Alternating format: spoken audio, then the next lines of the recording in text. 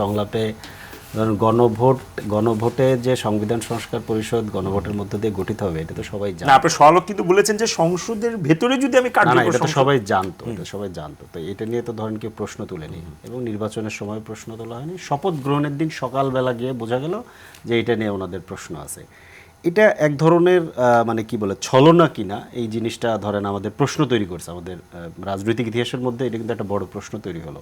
এটা নিয়ে আগে আমরা আলাপ করতে পারতাম এবং ব্যাপারটা এরকম না যে ধরেন আমরা এইটার জন্য আমরা নির্বাচন বানচালের ধরেন যে অভিযোগ আমাদেরকে করা হয়, যে করা হয়েছে, এইগুলো তো এখন পরিষ্কার বোঝা যায় যে আসলে ইন্টারিম গভর্নমেন্টের কন্ট্রোল কাদের হাতে ছিল। ঠিক আছে, এটা তো পরিষ্কার এখন বোঝা যায়। তো যাই হোক, এখন ঘটনা হচ্ছে যে এটা সংলাপের কোনো ব্যাপার নেই। আমরা দেখেন আমার কথা হচ্ছে যে আপনি আপনার পুরোটা আপনার ম্যান্ডেট অনুযায়ী কিন্তু আপনার যা ইচ্ছা তাই আপনি পরিবর্তন করেন, কিন্তু আপনাকে হাত দিতে হবে তো সংবিধানে। ব্যাপারটা হচ্ছে এইখানে। আচ্ছা, আমরা যে জায়গাটা বলছি সম্পূর্ণ প্রশ্ন আছে, সেটি হচ্ছে স্বরাষ্ট্রমন্ত্রী, বর্তমান স্বরাষ্ট্রমন্ত্রী তিনি কিন্তু বলেছেন যে আমরা কিন্তু এই মানে জুলাই সনদ বাস্তবায়নের ক্ষেত্রে কোথাও কোথাও উনি বলেছেন যে অক্ষরে অক্ষরে পালন করা হয়। হ্যাঁ, আমি তো সেটাই বলছি। মানে বিএনপি কে প্রশ্নটা ওইখানে না, প্রশ্নটা ওই জায়গায় আমরা বারবার হচ্ছে আমরা ভুল জায়গায় প্রশ্ন করছি। নোট অফ ডিসেন্টের কথা না, আমি বলছি আপনি যা যা চান সবটা আপনি পালন করেন, কিন্তু আপনাকে সংবিধান করতে হবে কিনা এই প্রশ্নের উত্তর আগে আপনি নিজের কাছে নিজে খোঁজেন। যদি করতে হয় 142 ইজ নট ইনাফ। আমরা এই আর্গুমেন্টটা বারবার করছি। ধরেন কেন? কারণ আমাদের কাছে অনেকগুলো প্রেসিডেন্স অলরেডি তৈরি হয়েছে এবং ধরেন এখন আমরা কি বলবো, আমরা ছোট মানুষ, আমরা নতুন রাজনীতিতে আসছি, আর আমাদেরকে এগুলো বললে ধরেন আমাদেরকে কেতাবি বলে ধরেন গালি দিতে পারে কিংবা বকা দিতে পারে, একটু খেলে, ঠিক আছে। কিন্তু ঘটনা কি, বাংলাদেশে এখানে অন্তত 2বার হাইকোর্ট বলেছে যে বাংলাদেশের সংসদ সার্বভৌম নয়, সংবিধান এবং তার উপরে জনগণ, এটা সার্বভৌম। সংসদের সার্বভৌমত্বের যে ধারণা, এটা মূলত ব্রিটিশ পার্লামেন্টের ক্ষেত্রে কাজ করে। ব্রিটিশ পার্লামেন্ট কেন? কারণ ওইখানে লিখিত কনস্টিটিউশন নাই। আপনার এখানে লিখিত কনস্টিটিউশন আছে। কনস্টিটিউশন হচ্ছে জনগণের অভিপ্রায়ের একটা লিখিত দলিল, খেয়াল করেন। কিন্তু আপনি ধরেন আমার 2 শ্রদ্ধেয় সম্মানিত আলোচক, ওনারা কিন্তু কয়েকবার করে বললেন সংসদ সার্বভৌম। সংসদ তো সার্বভৌম না। সংসদ হচ্ছে সংবিধানের কাঠামোর অধীনে আইন তৈরি করার একটা সংস্থা।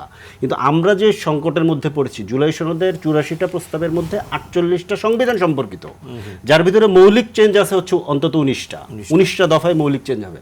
মৌলিক চেঞ্জে টেকে না। রতন ভাই বললেন পঞ্চম এবং অষ্টম দুইটাই কোর্টে চ্যালেঞ্জ হয়েছে না? অষ্টমের আপনার হাইকোর্টের বেঞ্চ কি এখন ইয়েতে আছে, বিভাগে আছে? এটা তো চ্যালেঞ্জ হয়েছে, চ্যালেঞ্জ হয়ে ফেরত এসেছে আগের জায়গায়।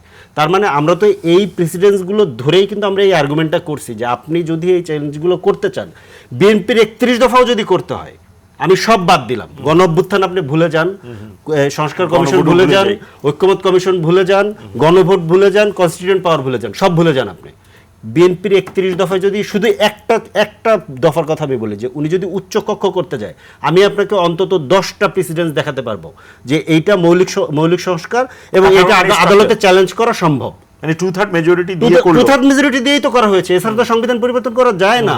মানে আমরা অষ্টম কিংবা পঞ্চম কি 2/3 মেজরিটি ছাড়া হয়েছিল? এটা তো 2/3 মেজরিটিতেই হয়েছে। এই সংবিধান পরিবর্তন আপনি কোন ধরনের পরিবর্তন, সংবিধানের একটা দাড়ি কমাও যদি পরিবর্তন করতে জায়গাটা আমি যদি বুঝে থাকি, বিএনপির যে এই 2/3 আসন সংখ্যা তা দিয়েও যদি সে যদি 31 দফা বাস্তবায়ন করতে যায়, সেটাও যদি করা হতো না, সেটাও যদি বিএনপি করতে পারে, যদি পঞ্চদশ সংশোধনী অমিট করা হয়। পঞ্চদশ সংশোধনী থাকলে, সংবিধানের 7 ক এবং 7 খ থাকলে বিএনপি এটাও করতে পারে না, যদি সংবিধানকে ধরে নেওয়া হয়। কিন্তু সেই আলোচনাগুলো তো আমরা সেই আলোচনাগুলো লম্বা সময় ধরে করেছি।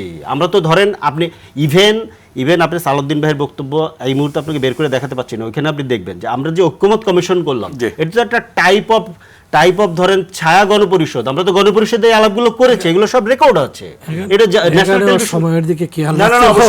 টেলিভিশনে এগুলো প্রচার হয়েছে, তাই না? সবগুলোতে রেকর্ড আছে। এবং আমরা কেন বারবার এই আর্গুমেন্টটা করেছি যে ওইটা করলে, আমরা তো জানতাম যে ওইটা করলে বিএনপি জেতার সম্ভাবনা আছে, গণপরিষদে বিএনপি মেজরিটি পাওয়ার সম্ভাবনা আছে, এটা আমরা জানতাম না? আমাদের তো এই ধারণা ছিল। কিন্তু আমরা বলছি প্রসেসটা কি হবে। প্রসেসটা যদি আপনি রাইট প্রসেসে না করেন, আবার এই প্রশ্ন 5 বছর, 10 বছর, 50 বছর পরে সামনে আসবে। সেটা হচ্ছে